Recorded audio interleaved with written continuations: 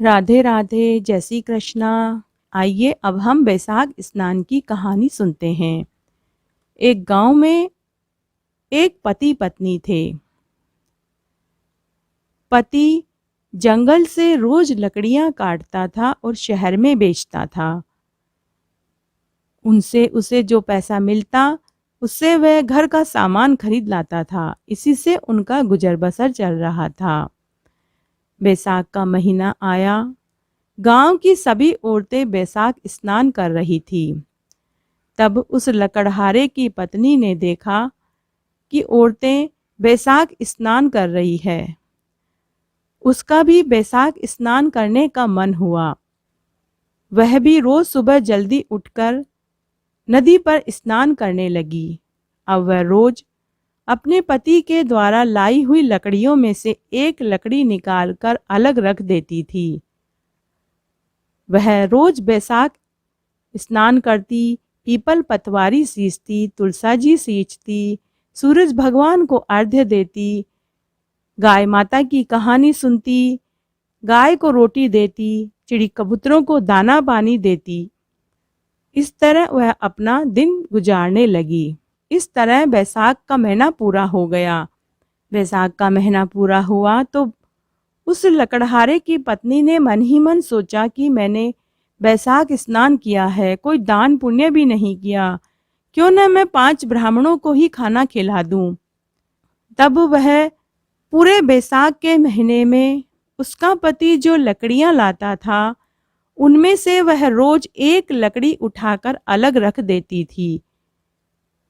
तब वह उन लकड़ियों का उसने गट्ठर बनाया और लकड़ियां बेचने के लिए बाजार गई और मन ही मन बैसाख भगवान से विनती करने लगी कि मेरी लकड़ियां जल्दी से अच्छे दामों में बिक जाए तो मैं 5 ब्राह्मणों को खाना खिला दूं।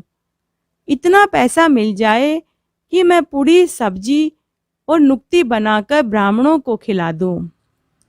ज़्यादा न मिले तो दाल भात ही बनाकर खिला दूं। बैसाख भगवान ने उसकी उन लकड़ियों को चंदन की कर दी। जब वह लकड़ी बेचने जा रही थी तो रास्ते में राजा का महल आया। वह जोर जोर से चिल्लाती हुई बोलती हुई जा रही थी कि लकड़ियां ले लो, लकड़ियां ले लो। राजा के दरबारी ने उससे पूछा कि लकड़ी का क्या भाव है। तब उसने कहा, मुझे तो मालूम नहीं है कि लकड़ी कितने में बिकती है, मुझे तो 5 ब्राह्मण जिमाने हैं, बस इतना पैसा मिल जाए। तभी अचानक महल में से राजा और रानी बाहर निकले। राजा ने नौकर से पूछा कि कौन है। पहरेदारों ने बोला कि राजा जी, एक औरत है, वो लकड़ियां बेचने आई है। राजा ने कहा कि तुम उसकी लकड़ियां खरीद लो, वो कितने में बेच रही है। पहरेदारों ने कहा कि राजा जी, उसे सिर्फ 5 ब्राह्मणों को खाना खिलाना है, उतने ही पैसे उसे चाहिए। राजा ने नौकर के साथ बहुत सारा खाने पीने का सामान और रुपए भेज दिए। लकड़हारे की पत्नी ने पूरी सब्जी और नुक्ती बनाई और ब्राह्मणों को जिमा दिया और सभी 5 ब्राह्मणों को दक्षिणा देकर पांव छूकर विदा कर दिया। बैसाख भगवान की कृपा से उसकी झोपड़ी की जगह महल बन गया। रसोई में 36 तरह के व्यंजन बन गए। शाम को जब उसका पति लकड़ी बेच कर आया तो उसे उसकी झोपड़ी दिखाई नहीं दी। तब उसने अपने पड़ोसी से पूछा कि भाई, मेरी झोपड़ी थी, वो कहाँ गई।